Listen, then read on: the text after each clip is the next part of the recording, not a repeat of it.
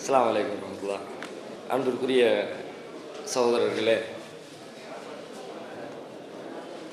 உணர்ச்சி பூர்வமான ஒரு வரலாற்று தகவலுக்கு பிறகு அடுத்த செய்திகளை பார்க்க இருக்கிறோம். நிர்வாக செய்கிறது சம்பந்தமாக பல விஷயங்கள் நாம் தெரிந்து வைத்திருப்போம். ஆனால் நடைமுறைப்படுத்துறதுல கொஞ்சம் காலதாமதம் இருக்கும். சில விஷயங்கள் கவனிக்க வேண்டிய விஷயங்களை நம்ம கவனிக்காமலே இருப்போம். அவற்றையெல்லாம் தொகுத்து ஒரு நினைவுபடுத்திக் கொள்வதற்காகத்தான் இந்த தலைப்பு இங்கே ஏற்பாடு செய்யப்பட்டிருக்கிறது.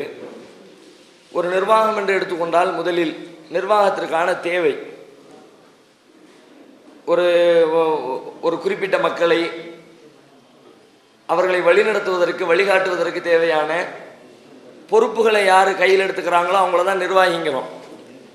அதற்காக வேண்டி உருவாக்கப்படுகிற சட்டத்திட்டங்களை நாம் நிர்வாகம் என்று வரையறுத்துக் கொள்கிறோம். இது மாதிரி எந்த ஒரு காரியத்தையும் ஒரு வரையறையின் கீழ் செய்யணும்னு நமக்கு மார்க்கமே நமக்கு கற்றுத்தருகிறது. அதில் கூட சில பேர் கன்ஃபியூஸ் பண்ணிக்கிட்டு இருக்கிறாங்க. மார்க்கத்திலே நமக்கு கற்றுத்தரப்பட்ட வழிகாட்டுதல் ஒன்று என்னென்னா, எந்த ஒரு காரியத்தை செஞ்சாலும் ஒரு கூட்டாக 2 பேர் 3 பேர் 5 பேர் 10 பேர் என்று கூட்டணி சேர்ந்து கொண்டு செய்கிற எந்த ஒரு காரியமாக இருந்தாலும் அது ஒரு நிர்வாக வடிவமைப்பை பெற வேண்டும். அதற்குன்னு சில பொறுப்புதாரிகள் இருக்கணும். அவங்க அதை முறையாக வழி நடத்தணும். அவங்களுக்கு கீழே உள்ளவங்க அவங்க சொல்லக்கூடிய வார்த்தைகளுக்கு கட்டுப்படணுங்கிற அம்சத்தை ரொம்ப முதல் விஷயமா நம்ம தெரிஞ்சுக்கணும். ரசூல் ஸல்லல்லாஹு அலைஹி வஸல்லத்தினுடைய வரலாறு நாம் எடுத்து பார்த்தோம்னா அதில் இது மாதிரி நிறைய விஷயங்களில் ரசூலுல்லாஹ் ஒரு நிர்வாகத்தை ஒரு பொறுப்பை உருவாக்குறத ரொம்ப கவனமாகவே செஞ்சுருக்கிறாங்கன்றது நமக்கு தெரியுது. ஒவ்வொரு கட்டத்திலையும் உதாரணமாக அபிசீனியாவுக்கு ஆரம்பத்தில் ஹிஜ்ரத்துக்கு போகிறாங்க. அபிசீனியா ஹிஜ்ரத்துக்கு போகிற நேரத்தில் எங்கள் மக்காவில் வாழ முடியலை, நீங்கள் அபிசீனியாவில் போய் இருந்துக்குங்க அப்படின்னு சும்மா மக்களை பற்றி விடலை ரசூலுல்லாஹ். அதுக்கு ஒரு டீமை உருவாக்கி அந்த டீமுக்கு ஒரு தலைவரை போட்டு அனுப்புகிறாங்க.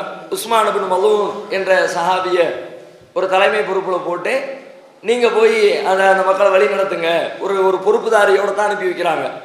ஒவ்வொரு கட்டத்திலையும் இது மாதிரி ரசூலுல்லாஹ் செய்கிறாங்க. அதே மாதிரி ஹிஜ்ரி 4வது வருஷம் பார்த்தீங்கன்னா நஜ்துங்கிற பகுதிக்கு ஒரு தாவா டீம் ஒன்று அனுப்புகிறாங்க ரசூலுல்லாஹ். அங்கே போய் நீங்கள் இஸ்லாமிய பிரச்சாரத்தை செய்யணும், மக்களுக்கு மார்க்கத்தை கற்றுத்தரணும் அப்படின்னு. அது மாதிரி கற்றுத்தருவதற்காக வேண்டி அனுப்பும் பொழுது அதுவும் ஒரு ஏனோதானோன்னு மக்களை அனுப்பி விடாமல் அதுக்கு ஒரு டீமை போட்டு அதுக்கு ஒரு தலைவரை நியமித்து இவருடைய தலைமையில் போகணும் அப்படின்னு முன்திர் பின் அம்ர் என்று சொல்லப்படுகிற ஒரு சஹாபிய தலைவராக போட்டு நீங்கள் இந்த டீம் அழைச்சிட்டு போய் உங்கள் பகுதி மக்களுக்கு நீங்கள் தாவா பண்ணணும் அப்படின்னு அங்கே ஒரு பொறுப்புதாரியை ரசூலுல்லாஹ் நியமிக்கிறாங்க. அதே மாதிரி ஹிஜ்ரி 9ல் ஹஜ்ஜு கடமையாகுது. ஹஜ்ஜு கடமையை நிறைவேற்ற போகிறதுக்கு அபூபக்கர் சித்திக் தலைமையாக போட்டு அபூபக்கர் சித்திக்குடைய தலைமையில் போய் அந்த காரியத்தை நிறைவேற்றுங்க, அங்கேயும் ஒரு பொறுப்பை ஒரு ஆளுக்கு ரசூலுல்லாஹ் வழங்குற காட்சியை பார்க்குறோம். அதே மாதிரி பத்ரு யுத்தம் நடக்குது. பத்ரு யுத்தம் நடக்கும்போது அது வரைக்கும் மதீனாவில் தலைவராக அங்குள்ள நிர்வாக பொறுப்புகளை கவனித்து கொண்டிருந்த ரசூல் ஸல்லல்லாஹு அலைஹி வஸல்லம் அவங்க யுத்தத்துக்காக வேண்டி வெளியில் கிளம்பி வந்த உடனே அதை கவனிக்கிறதுக்கு ஆள் வேணுமே, மதீனாவுடைய நிர்வாகத்தை பொறுப்புகளை ஏற்று கவனிக்கிறதுக்கு அதுக்கு தனியாக ஆளை நியமிச்சுட்டு தான் வெளியில் வர்றாங்க. நம்ம நேற்று வரைக்கும் அங்கே இருந்தோம், இன்னைக்கு அங்கே இருக்கலை, அதனால் வேற ஆளை யாரையாவது நியமிப்போம். அப்துல்லா இப்னு உம்மி மக்தூம்ங்கிற சஹாபியை மதீனாவுக்கு பொறுப்புதாரியாக நியமிச்சுவிட்டு அதுக்கப்புறம் ரசூலுல்லாஹ் பத்ருக்கு கிளம்பி வர்றாங்க. பத்ரு காலத்தில் கூட என்ன பண்ணுறாங்க அப்படின்னா ஒவ்வொரு டீம் சின்ன டீமாக பிரிக்கிறாங்க. ஒவ்வொரு டீமுக்கும் ஒரு பொறுப்புதாரி ஒரு நிர்வாகியை போட்டு நீ இந்த டீமை நிர்வாகம் பண்ணணும், நீ இந்த டீமை நிர்வாகம் பண்ணணும். இப்படி தனித்தனியாக ரசூல் ஸல்லல்லாஹு அலைஹி வஸல்லம் ஒரு டீமுக்கு தலைவராக ஸுபைர் இப்னுல் அவ்வாம் அவங்கள ஒரு டீமுக்கு ரசூலுல்லாஹ் தலைவராக போடுறாங்க. அது மாதிரி மிக்தாத் இப்னு அம்ரு என்ற ஒரு சஹாபியை இன்னொரு டீமுக்கு ரசூலுல்லாஹ் தலைவராக போடுறாங்க. அவர் உஹது போர்க்களத்தில் ஒரு டீமுக்கு முஸாப் இப்னு உமைரை தலைவராக போடுறாங்க. இன்னொரு டீமுக்கு உஸைத் இப்னு ஹுலைர் அப்படிங்கிற ஒரு சஹாபியை நீ இந்த டீமை பொறுப்பேற்றுக்கணும், அது ஒரு தலைவராக போடுறாங்க. இப்படி ரசூல் ஸல்லல்லாஹு அலைஹி வஸல்லத்துடைய லெவலில் பார்த்தோம்னா எந்த ஒரு கூட்டாக செய்யப்படுகிற எந்த காரியமாக இருந்தாலும் அது எல்லாத்துக்குமே ஒரு நிர்வாகத்தை ரசூலுல்லாஹ் உருவாக்கித்தான் தலைமை ஒன்று இருக்கணும், நிர்வாக செட்டப் ஒன்று இருக்கணும். அந்த நிர்வாகத்தின் கீழ் தான் எல்லாரும் முறையாக இயங்கணுங்கிறத ரசூலுல்லாஹ் காட்டி கொடுத்துருக்குறாங்க. மூத்தா போருக்கு போகிறாங்க. ஏறத்தாழ ஒரு 3000 பேர் கொண்ட ஒரு படையை ரசூலுல்லாஹ் அனுப்புகிறாங்க. அப்போ முதல்ல ஒரு தலைவர் அனுப்புகிறாங்க, ஸைத் இப்னு ஹாரிஸாவை. போகும்போதே சொல்லி அனுப்புகிறாங்க, முதல்ல இப்போ ஜெயித் பின் ஹாரிஸா அவங்களுக்கு தலைவராக இருக்கிறாரு, ஒருவேளை போர்க்களத்தில் இவர் கொல்லப்பட்டு விட்டார் என்று சொன்னால் அடுத்து நீங்கள் ஜாஃபர் பின் அபி தாலிபை உங்கள் தலைவராக நியமிச்சிக்கிங்க அப்படிங்கிறாங்க. ஒருவேளை ஜாஃபர் பின் அபி தாலிபும் அங்கே கொல்லப்பட்டு விட்டார் அப்படின்னு சொல்லி சொன்னால் நீங்கள் அப்துல்லா பின் ரவாஹாவை உங்களுடைய தளபதியாக தலைவராக தேர்வு செய்து கொள்ளணும் அப்படிங்கிறாங்க. அப்துல்லா பின் ரவாஹாவும் கொல்லப்பட்டு விட்டார்னு சொன்னால் நீங்களா ஒரு ஆளை கூடி யாரையாவது ஒருத்தர் தேர்ந்தெடுத்து வச்சுக்கணும். நான் ஒரு 3 பேரை கை காட்டி விட்டேன், அதுக்கு பிறகு ஆள் தேவைப்படுது, அவரும் கொல்லப்பட்டு விட்டார் என்று சொன்னால் நீங்கள் ஒரு ஆளை தேர்ந்தெடுக்கணுங்கிறாங்க. அதே மாதிரி அப்துல்லா பின் ரவாஹாவும் கொல்லப்படுறாங்க. மக்களாக கூடி சேர்ந்து காலித் பின் வலீதை தலைமை பொறுப்பில் நிப்பாட்டி வச்சுட்டு அவருக்கு கீழே அணிவகுத்து செயல்படுறாங்க. அப்போ இந்த விஷயங்கள் எல்லாம் எதை காட்டுகிறதுன்னு சொன்னால், முதலில் நமக்கு இடையிலே ஒன்றுக்கு மேற்பட்ட மனிதர்கள் கூடி செய்யக்கூடிய எந்த ஒரு காரியமாக இருந்தாலும் அதற்கு ஒரு பொறுப்பு அவசியம், ஒரு நிர்வாக செட்டப்புகள் அவசியம், அதற்கு ஒரு தலைமைத்துவம் என்பது அவசியம். அந்த தலைமை காட்டுகிற வழிகாட்டுதலின் கீழ் எல்லாரும் செயல்பட வேண்டும் என்பது அவசியங்கிறது இந்த முதல் அம்சமாக முதல்ல நாம் தெரிந்து கொள்ளணும். நிர்வாகம் அவசியமான ஒன்று. ரெண்டாவது, நிர்வாகத்தில் நாம் கவனிக்க வேண்டிய தேவை என்னன்னா, இந்த நிர்வாகம் எதற்காக? நிர்வாகம் அவசியமானது. நிர்வாகத்தை உருவாக்குறோம். ஏன் நிர்வாகத்தை உருவாக்குறோம்? இப்போ நாம் உருவாக்கி வைத்திருக்கிற நிர்வாகத்திற்கான காரணங்கள் என்ன? நம்ம எதுக்கு இந்த நிர்வாகத்தில் இருக்கிறோங்கிற தெளிவே இல்லாமல் நம்மளும் தலைவராக இருக்கிறோம்ல, அதுக்கு தான் இருக்கிறோம். நம்ம செயலாளர் அதுக்கு தான் இருக்கோம். போலீஸ் ஸ்டேஷன் போட விசிட்டிங் கார்டை போடுறதுக்கு வேணும்ல, அதுக்கு தான் இருக்குன்ற கூடாதுல. எதுக்கு இருக்கிறோங்கிற தெளிவு இல்லாமல் போயிடக்கூடாது. கரெக்டாக சில பேர் சொல்லுவாங்க கரெக்டாக தொழுவணும்ல, அதுக்கு தான். தொழுகிறதுக்குலாம் ஜமாத்து தேவையா? ஜமாத்தில் இருக்க போய் தான் தொழுகிறேன்னா அப்போ நீ முஸ்லீமே இல்லையே. என்ன லெவலில் சொல்கிறது? ஜமாத்தில் இருந்தால் தான் தொழுவேன், ஜமாத்தில் இருந்தால் தான் நோன்பு வைப்பேன். சில பேர் அப்படிலாம் இருக்கிறாங்க. நம்ம கூட நிர்வாகத்தில் இருக்கும் பொழுது மார்க்கத்தை கடைபிடிச்சவங்க பதவியிலிருந்து தூக்கினதுக்கு பிறகு அதை அட்ரஸ் இல்லாமல் போயிட்டான். தாடி கீடி எல்லாத்தையும் மலிச்சு விட்டு எதுக்குற அது ஜமாத்து பொறுப்பில் இருந்தோம் வச்சுருந்தோம், இப்போ தான் ஒன்றும் இல்லையே. இப்படியான ஆட்கள் எல்லாம் இருந்தால் நாசமாக போயிடும். அவன் ஜமாத்துக்கு தகுதியானவர் கிடையாது, அவர் நிர்வாகத்தில் இருக்கக்கூடாது. இப்போ ஏன் நாம் நிர்வாகத்தில் இருக்கணும் என்பது தெரிந்து கொள்வதா இருந்தால், முதலில் நாம் நம்மளவில் மார்க்கத்தை கடைபிடிப்பதற்கு ஒரு ஜமாத்து தேவையில்லை, எந்த ஒரு அமைப்பும் தேவையில்லை, ஒரு நிர்வாகம் தேவையில்லை. நான் என்ன அளவில் நான் தொழுகையை கடைபிடிக்கணும், டெய்லி 5 நேரம் தொழுகணும். அதுக்கு நம்முடைய மாநில பொதுக்குழு கூடி எல்லாம் தீர்மானம், கையை தூக்கு, எத்தனை பேர் தூக்கலாம், தொழலாம் தொழக்கூடாது எல்லாமே கேட்டு ஏகோபித்த அடிப்படையில் வந்து கொண்ட 2000 பேரில் 1800 பேர் தொழ வேண்டும் என்று சொல்லி கை தூக்கிய காரணத்தினால் இது ஏற்றுக்கொள்ளப்பட்டு தீர்மானமாக்கப்படுகிற சீலை அடித்து தலைவர் கையெழுத்து போட்டு அடுத்த நாள்ல இருந்தால் தொலை போகணுமா? அதுக்கு தொழுகை, அதுக்கு ஜமாத்து தேவையில்லை. அதை அல்லாவே சொல்லிவிட்டா குரான் இருக்கு, ஃபாலோ பண்ணிட்டு போய்கிட்டே இருக்க வேண்டியதான். நான் நோன்பு வைக்கணும், அதுக்கு நிர்வாகம் கட்டுப்பட்டு முடிவு எடுத்து அதுக்கப்புறம் தான் நோன்பு வைக்கணுமா? தேவையில்லை. ஹஜ்ஜு செய்யணும், அதுக்கு நிர்வாகத்துக்கு தான் சம்பந்தம் இருக்குதா? தேவையில்லை. இப்போ நான் என்ன அளவில் மார்க்கத்தை கடைபிடிப்பதற்காக இந்த அமைப்பை நாம் உருவாக்கவில்லை, அதற்கு ஒரு அமைப்பும் தேவையில்லை. வேறு எப்போ அமைப்பு தேவைப்படுகிறது? நான் அறிந்து வைத்திருக்கிற மார்க்கத்தை பிறருக்கு அறிவித்து கொடுக்க வேண்டிய கடமை இருக்கிறது. அந்த கடமையை சரியாக சிறப்பாக செய்ய வேண்டும் என்றால் அதற்கு ஒரு நிர்வாகம் தேவை. நிர்வாகத்திற்கான மிக முக்கியமான அவசியம் என்னன்னா, நான் மார்க்கம் தெரிஞ்சிருச்சு, தொழுகணும் தெரிஞ்சிருச்சு, தர்காவுக்கு போகக்கூடாதுன்னு தெரிஞ்சிருச்சு, ஷிர்க் வைக்கக்கூடாது தெரிஞ்சிருச்சு, மௌலூது ஓதக்கூடாது தெரிஞ்சிருச்சு, இப்படி எவ்வளவோ பாவங்கள் செய்யக்கூடாதுங்கிறது எனக்கு தெரிஞ்சு போச்சு. எனக்கு தெரிந்த இந்த செய்தி எனக்கு தெரியாமல் இருக்கிற ஊரில் இருக்கிற லட்சக்கணக்கான மக்களுக்கு நான் சொல்ல வேண்டும். அதை சிறப்பான முறையில் சொல்வதாக இருந்தால் தனியாக இருந்து கொண்டு சொல்ல முடியாது, ஒரு கூட்டாக இருந்தால்தான் சொல்ல முடியும். அப்போதான் அதில் பல நன்மைகள் அதிகமாக கிடைக்கும். இப்போ தனியாக இருந்து சொன்னோம்னா, தனியாக இருந்து கூட சொல்லலாம், சொன்னால் என்ன ரிசல்ட் ஏற்படுமோ அதை விட கூட்டாக இருந்து கொண்டு சொன்னால் மிகப்பெரிய ரிசல்ட் ஏற்படும். இப்போ நான் நினைக்கிறேன், ஒரு மணி நேரத்தை ஒரு நாளைக்கு ஒதுக்கி யாராவது ஒருத்தருக்கு இந்த ஷிர்க்கை பற்றி பேசணும், தாவா பண்ணணும், ஷிர்க்கிலிருந்து அவங்களை விடுபடுவதற்காக வேண்டி மார்க்கத்தை பற்றி அவங்களுக்கு எடுத்து சொல்லணும்னு நான் நினைக்கிறேன். அப்படி நினைச்சா இந்த 1 மணி நேரத்தில் எத்தனை, நான் ஒரு தனி நபராக இருந்து கொண்டு நினைக்கிறேன், எவ்வளோ பேருக்கு என்னால் அந்த தாவா பண்ண முடியும்? எங்கள் வீட்டுக்கு பக்கத்து வீட்டில் இருக்கிறவர்கிட்ட போய் அவர் தர்காவுக்கு போனார்னா அவர்கிட்ட போய் சொல்லுவேன். எங்கள் கடைக்கு வர்ற யாராரு, ஒரு வியாபாரி யாராவது கடைக்கு வர்றாரு, வர்றவற்றை கொஞ்சம் நேரத்தை ஒதுக்கி சொல்ல முடியும். ஒரு ஆள்கிட்ட சொல்லுவேன், 2 ஆள்கிட்ட சொல்லுவேன், 5 ஆள்கிட்ட சொல்லுவேன். தனி நபராக இருந்தா அதே நம்ம ஒரு டீமாக சேர்ந்து கொண்டோம், ஒரு நிர்வாகியாக ஒரு கூட்டமைப்பை உருவாக்கி கொண்டோம் என்று சொன்னால் அப்போ என்ன ரிசல்ட் ஏற்படும்? சாதாரண மனுஷனாக இருந்து கொண்டு ஒரு ஆளுக்கு 1 மணி நேரத்தில் தாவா செய்தனால் ஒரு கூட்டமைப்பில் ஒரு அங்கமாக வந்து விட்ட பிறகு அந்த 1 மணி நேரத்தில் 1000 பேருக்கு தாவா பண்ண முடியும். பண்றமா இல்லையா?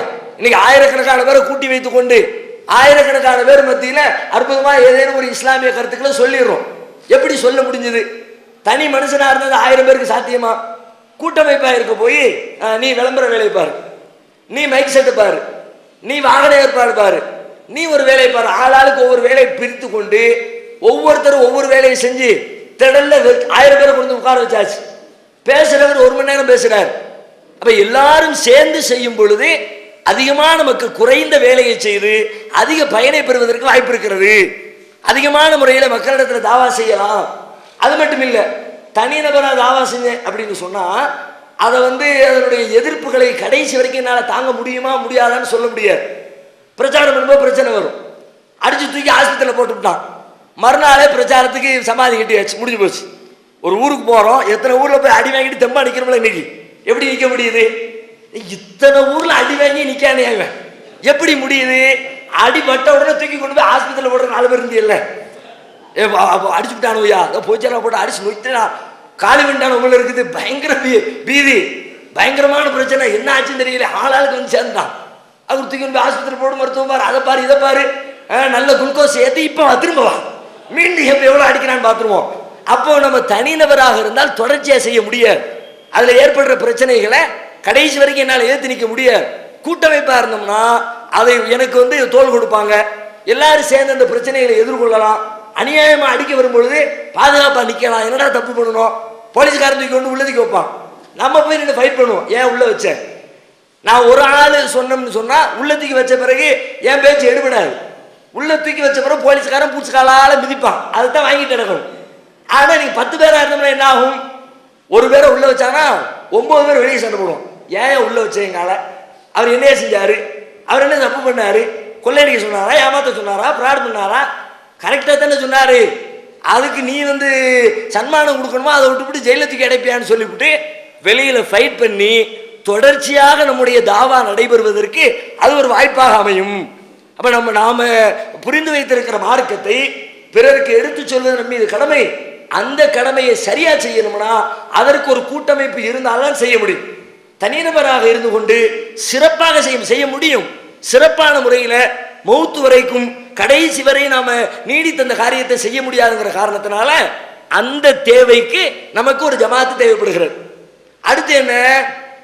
அநியாயங்களை எதிர்த்து எத்தனையோ போராட்டங்கள் நடத்துறோம், எத்தனையோ கோரிக்கைகள் அரசாங்கத்தில் வைக்கிறோம். நான் நினைக்கிறேன் இடஒதுக்கீடு நம்ம சமுதாயத்துக்கு வாங்கி கொடுக்கணும், அப்பதான் சமுதாயம் முன்னேறும். எனக்கு நல்லா தெரியுது.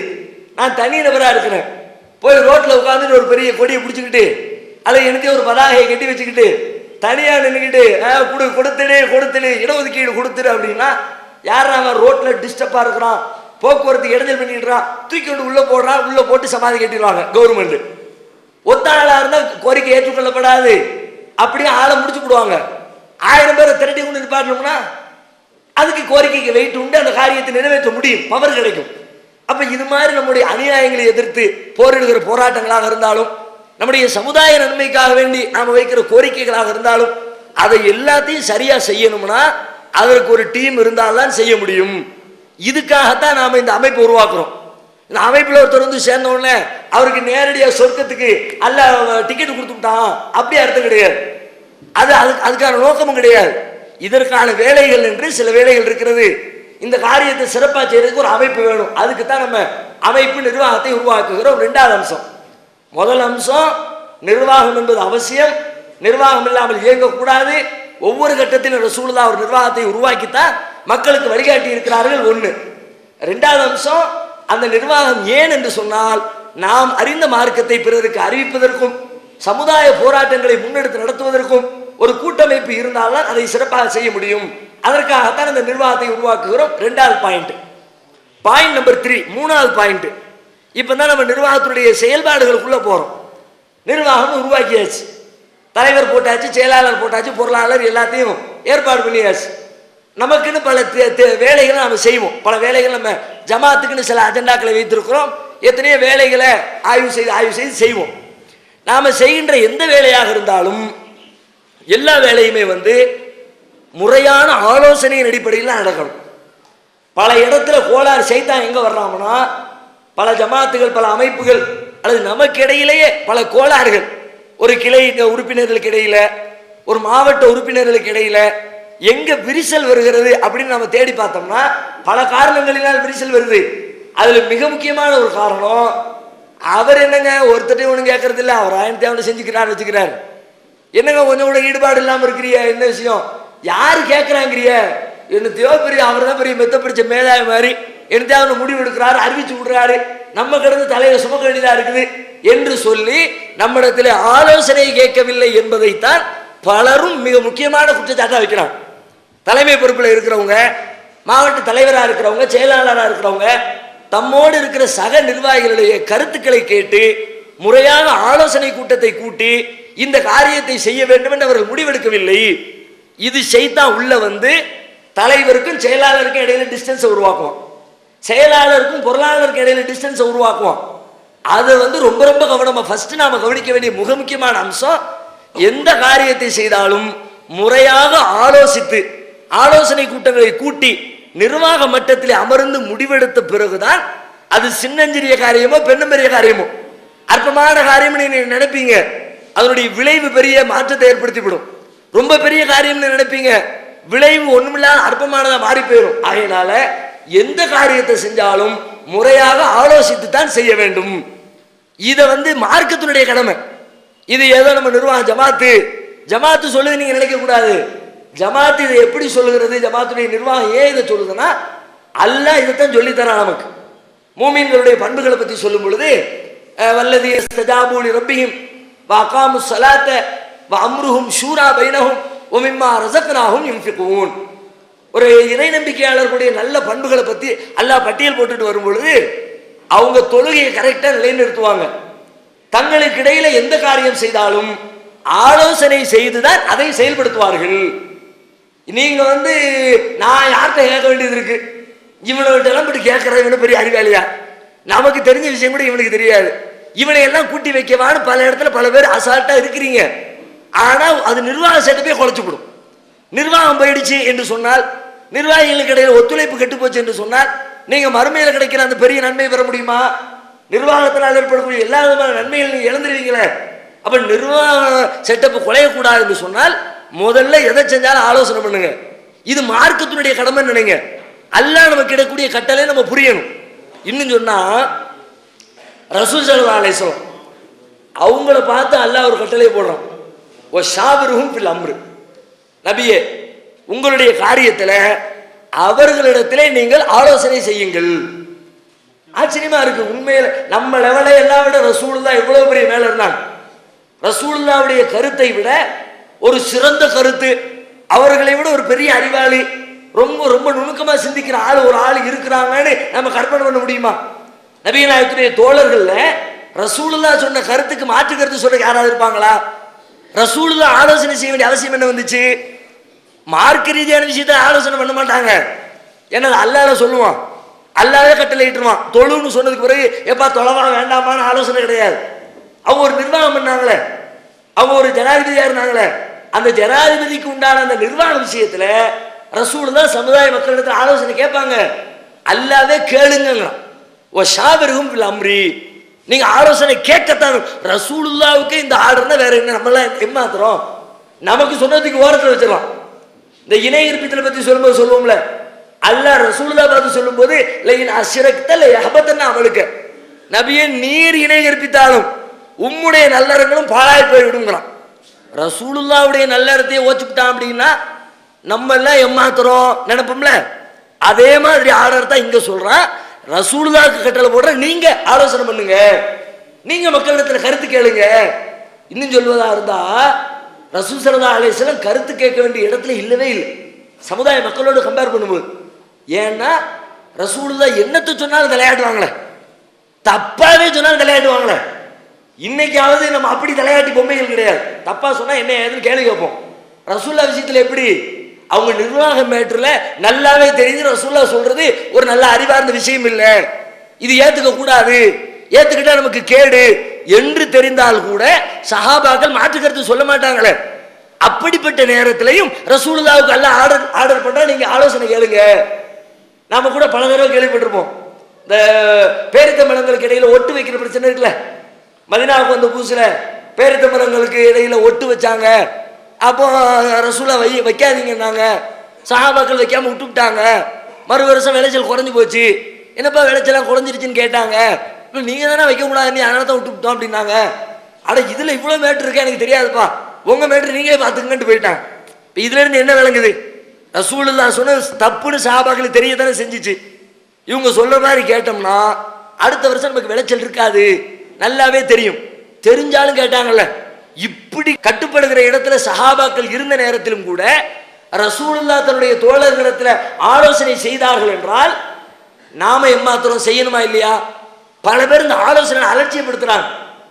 மாவட்ட நிர்வாகம் என்னைக்கு கூடிச்சுன்னு கேட்டா 3 மாசத்துக்கு முன்னாடி உள்ள தேதி கை காட்டுற ஆட்கள்லாம் இருக்கு.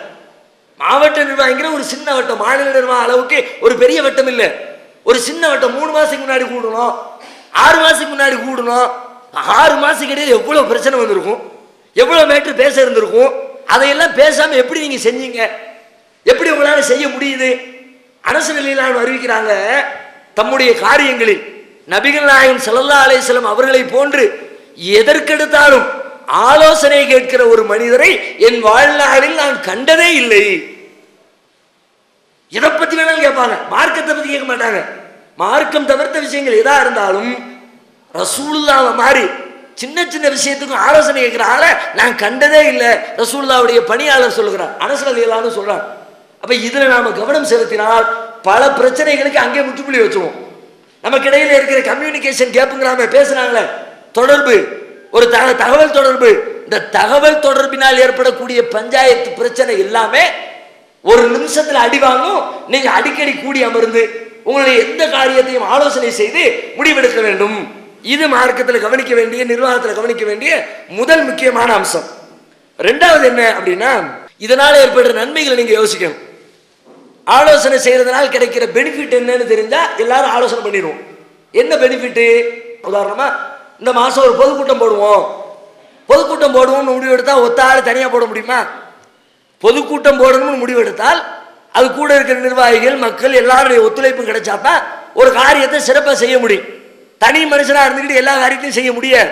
அப்போ எல்லாருடைய ஒத்துழைப்பு உங்களுக்கு கிடைக்கணும்னா நீங்க ஆலோசனை செஞ்சா ஒத்துழைப்பு கிடைக்கும். ஆலோசனை செய்யாம நீங்க முடிவு எடுத்து பாருங்க, உங்களுக்குள்ளேயே எத்தனை பஞ்சாயத்து வச்சிருப்பீங்க. ஒவ்வொருத்தரும் உங்களுக்கு பக்கத்தில் இருக்கிற நிர்வாகிகளோடு இந்த பிரச்சனை இல்லாம பெரும்பாலும் இருக்க மாட்டாங்க. என்ன இது நம்மள்ட்ட கேட்காம போயிட்டாரு, நம்ம எதுக்கு இதில் வேலை செய்யணும் என்ற கேட்ட முடிவு எடுத்திய போட்டோ போடுவார் நிகழ்ச்சி நடக்கிற நேரத்தில். என்னங்க இது ஆளே காணும், மக்கள்லாம் வந்துட்டாங்க, எங்க போனீங்க, செயலாளர் இருக்கிறீங்க, துணை செயலாளர் வந்து வேலையை பார்க்கறது இல்லையா? இவர் முணங்குவார், எங்கள்கிட்ட கேட்டா பொதுக்கூட்டத்தை பண்ணிய, எங்கள்கிட்ட கேட்டா ஆளை ஏற்பாடு பண்ணிய, எங்கள்கிட்ட கேட்டா அந்த ஸ்பாட்டை முடிவு பண்ணிய, நீங்களா பண்ணி என்னமோ பண்ணி தொலைங்கன்றுவார். அப்ப மக்களுடைய ஒத்துழைப்பு உங்களுக்கு வேணும்னா நீங்க மசோரா பண்ணினா தான் ஒத்துழைப்பு கிடைக்கும். அடுத்து அதே மாதிரி மசோராவில் நீங்க உங்களை பெரிய அறிவாளி நினைப்பீங்க, ஆனா உங்களை விட பெரிய அறிவெல்லாம் அற்பமானவர்களுக்கு இருந்து கிடைக்கும். நீங்க பெரிய ஜீனியஸ், நம்மளை விட பெரிய அறிவாளி இல்லை நினைக்கலாம். அப்படி நினைத்தால் ஒண்ணுமில்லாத அற்பமானவர்களிடமிருந்து, படிப்பறிவில்லாதவர்களிடமிருந்து, சமுதாய நாகரிகம் தெரியாதவர்கள் நாம யாரை கருதுகிறோமோ அவர்களிடமிருந்து கூட நாம நினைச்சு வச்ச கருத்தை விட சிறந்த கருத்து கிடைக்குமே. நீங்க அதை இழந்து விடுவதற்கான வாய்ப்பு ஏற்பட்டுருமே. நீங்க மசோரா பண்ணலாட்டி நாளை ஏதோ ஒரு தப்பான கருத்தை நல்ல கருத்தை நினைச்சுக்குது. கூடி உட்கார்ந்து பேசுனா அதுல இருக்கிற பிளஸ் மைனஸ் தெரியும். ஆனா நம்ம விவரம் தெரியாம இந்த தேதியை முடிவு பண்ணிவிட்டோமே, ஆகஸ்ட் 7ஆம் தேதி கூட்டம் போட்டு முடிவு பண்ணிவிட்டோமே, ஆகஸ்ட் மாசம் ரமலான் மாசமால இருக்குது கவனிக்கலையே. அப்ப ஒருத்தர் கவனிச்சு சொல்லுவார், 4 பேர் கூடி உட்கார்ந்தா அவர் கவனிச்சு சொல்லுவார். அப்ப அந்த பிரச்சனைகள் சிறந்த கருத்து கிடைப்பதற்கு வாய்ப்பு இருக்கிறது. அது அதை விட பெரிய மேட்டர் என்னன்னா, நாம எடுக்கிற எல்லா காரியமும் ஜெயிக்கும் சொல்ல முடியாது. பல காரியங்கள் தோல்வியை தழுவும். ஏன்டா இதை செஞ்சோம்னு நினைக்கிற மாதிரி எல்லாம் பல நேரங்களில் முடிவு அமையும். அது மாதிரி ஒரு தோல்வியை கொண்டு போய் நம்ம செஞ்ச காரியம் தோல்வியை தழுவிடுச்சுன்னு வச்சுக்குவோம். தனி ஆளா முடிவெடுத்து நீங்க செஞ்சிருந்தா எல்லா சுமையும் நீங்க தான் சுமக்கணும். அதே இது நீங்க கூட்டமா சேர்ந்து செஞ்சிருந்தா வெற்றி தோல்வி ரெண்டுல வெற்றியை பொறுத்த வரைக்கும் தனி ஆளா கொண்டாடும் நினைப்பான். மனுஷனுடைய யதார்த்தம் அப்படி. ஒருத்தன் 1000 பேர் ஒருத்தன் தான் பாசு, 1000 பேர் ஓடி வந்து நீங்க ஒருத்தன் தான் ஃபர்ஸ்ட் அப்படின்னா அப்படி காலை தூக்கி விட்டுக்குவா. 1000 பேர்ல இவன் ஒருத்தன் தான் ஃபெயில்னு சொல்லுங்க, எப்படி இருக்கும் அவனுக்கு? அவனை தாங்கிக்கவே முடியாது. ஒருத்தன் வெற்றி பெற்றா அது சந்தோஷமா இருப்பான், ஒருத்தன் தோல்வி எடுக்க ரொம்ப பெரிய கவலையா இருக்கும். அதே ஒரு 10 பேர் தோல்விருக்கட்டும், பரவாயில்ல, நமக்கும் கம்பெனிக்கு 9 பேர் இருக்கிறான்ல, சமாதானம் ஆயிடும். நீங்க எடுத்த காரியம் தோல்வி அடைஞ்சிச்சுன்னு வச்சுக்குவோம், ஒத்த ஆளா முடிவு எடுத்திருந்தீங்கன்னா பஞ்சாயத்து எல்லாம் உங்களை திட்டி தீப்பானா. அன்னைக்கே சொன்னா போற இடம் பூரா திட்டம், கிளையில திட்டுமா, மாவட்ட திட்டுமா, மாநிலத்தில் எங்க போனாலும் ஏன் நீ ஏன் எப்படி செஞ்ச, நீ ஏன் எப்படி செஞ்ச, எங்க பார்த்தாலும் கேள்வி கேட்டு மண்டை டார்ச்சரா போயிடும். அதே இது கூட இருக்கிற 7 ரூபாய் சேர்ந்து செஞ்சுன்னு வச்சுக்க, எல்லாரும் சேர்ந்து இல்லைங்க அப்படி ஆயிடுச்சுங்க, இல்லைங்க இப்படி ஆயிடுச்சுங்க, அதை கவனிக்காம போயிட்டுங்க, அவசரத்தில் அப்படி ஆயிடுச்சுன்னு சொல்லிவிட்டு ஆளாளுக்கு என்னத்தையாவது ஒன்று சால்ஜாப் சொல்லி கொஞ்சம் தெம்பா நிற்கலாம், அது ஒண்ணுமில்லாம போயிருங்க. மசோரா செஞ்சா எவ்வளவு நன்மை பாருங்க. சைக்காலஜிக்கலா நீங்க ஸ்டெடியா நிக்கணும்னா மசோரா செஞ்சா தான் முடியும். பிறருடைய ஒத்துழைப்பு கிடைக்கணும்னா மசோரா செஞ்சாதான் முடியும். சிறந்த கருத்து கிடைக்கணும்னா மசோரா செஞ்சாதான் முடியும். மசோராவினால் கிடைக்கிற நற்பயன்கள் என்ன? பிறருடைய ஒத்துழைப்பு தேவை, முதல் நன்மை. சிறந்த கருத்து கிடைக்கும், 2ஆம் நன்மை. தோல்வியில் பங்கெடுக்க தோல் கிடைக்கும், 3ஆம் நன்மை. அதை விட பிரியமேற்று நம்முடைய செயல்பாடுகள்ல தேவையில்லாமல் நேர விரயமாக. மசோராங்கிறது எதுக்கு? வெட்டி கூட்டம் செலவு. சில ஊர்ல அப்படித்தான் நடக்கு. மசோரான்னு கூடி உட்காந்து அதை கேட்டியா இதை கேட்டியா அவனை பார்த்தியா ஊர் பஞ்சாயத்தை பூரா பேசிவிட்டு நேரம் ஆயிடுச்சுப்பா நான் கடைக்கு போகணும்பா எழுந்து போயிடும். இப்போ வந்த மேட்டர் பேசிருக்க மாட்டாங்க. ஆனா முறையா நீங்க மசோரா பண்ணினால் என்ன கிடைக்கும் தெரியுமில? நீங்க செய்யக்கூடிய காரியத்தை திட்டமிட்டு கச்சிதமாக நேரம் விரயமாகாமல் சரியாக செய்து முடிக்க முடியும். அது வீணான காரியம் நினைக்காதீங்க. ஒரு இந்த கோடாரி கதை கூட சொல்லுவாங்களே, ஒரு மரம் வெட்டி கோடாரி, அந்த கோடாரி இல்ல, ஆத்துல கொண்டு போய் போட்டுக்கிட்டாங்க கிணத்துல, அது இல்ல, அது பஞ்சாயத்து. இது என்னன்னா உட்கார்ந்து ஒருத்தர் வேலைக்கு சேர்த்துருக்குறாங்க, சேர்த்தோட மரம் வெட்டணும் போவாங்க வேலை. உடனே ஆசையா போய் முதல் நாள் கோடை எடுத்துக்கிட்டு போய் போட்டு வெட்டி சாச்சிருக்கிறான் மரத்தை, கிட்டத்தட்ட ஒரு 15 மரம் ஒரே நாள்ல. முதலாளி கூப்பிட்டு கை குலுக்கி, பரவாயில்லப்பா ரொம்ப திறமைசாலியா இருக்கிற, போ இதே மாதிரி தொடர்ந்து வெட்டி நம்ம கம்பெனிக்கு நீ பெரிய பேரும் புகழும் வாங்கி தரணும்னு ஒரு பாராட்டு பத்திரம் வாசிச்சு ஆள் அனுப்பி விட்டார். முதல் நாள் 15 மரத்தை காலி பண்ணானா, அடுத்த நாள் அதே மாதிரி வேகத்தோட கிளம்பி, வேகம்லாம் குறையல, நேற்றை விட இன்னைக்கு வேகம் கூடுது. பார்த்தா மரம் 13 ஆயிடுச்சு.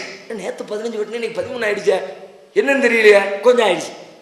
திரும்ப 3ஆம் நாத்து 10 ஆயிடுச்சு, 4ஆம் நாத்து 8 ஆயிடுச்சு. வேகம் குறையல இவனுக்கு, இன்னும் மாங்கு நடிக்கிறான். முதலாளி வர்றாரு, என்ன ஆச்சு, என்ன பிரச்சனை? பெரிய ஒன்று பெரிய சாகசக்காரன்னு பாராட்டி வேற சொல்லிவிட்டேன்.